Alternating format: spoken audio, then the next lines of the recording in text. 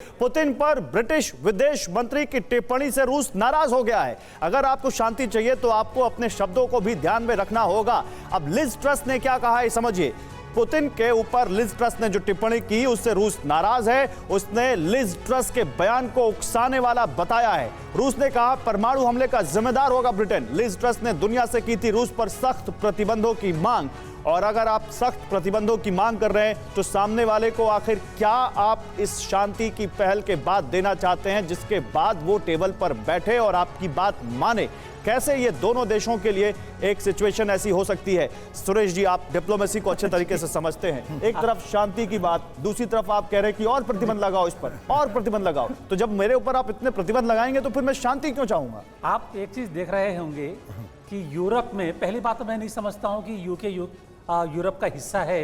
अगर UK Europe का हिस्सा होता तो ब्रेक्सिट नहीं होता जी। तो यूके अपने आप को यूरोप का हिस्सा नहीं समझता है और इसीलिए लिज ट्रस ऐसी बात कर रही हैं जो कि यूरोप में और कोई नहीं बोल रहा।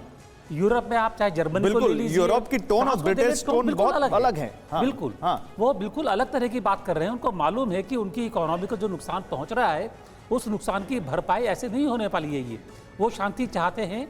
बोरिस जॉनसन यूएसए के स्वर में बात कर रहा है। एक तरह से बोरिस जॉनसन, अब मैं क्या वो मैं लफ्ज़ इस्तेमाल नहीं करूँगा, वो यूएसए के पीछे पीछे चल रहा है इस टाइम पर। उसके अलावा उसका कोई अलग एजेंडा नहीं है।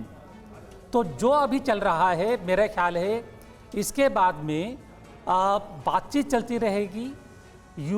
रशिया भी इतनी जल्दी पीस के लिए तैयार नहीं होगा। रशिया को जैसे कि अभी कहा गया उसके जो ऑब्जेक्टिव्स हैं वो पूरे नहीं होंगे और उसका ऑब्जेक्टिव है यूक्रेन का डीमिलिटराइजेशन। और यूक्रेन का डीमिलिटराइजेशन जब तक नेटो ये तो फिर ये तो बहुत मुश्किल लगता है। बिल्कुल बिल्कुल आप सही कह रहे हैं। ये बहुत मुश्किल लग रहा है। मैं संगीत जी आता हूं आपके पास। आप जो बात आप इनकी बात पर एक प्रतिक्रिया देना चाहते हैं, मैं आऊंगा। फिक्र आपकी, सोमवार से शुक्रवार रात 9 बजे सिर्फ TV9 भारतवर्ष पर।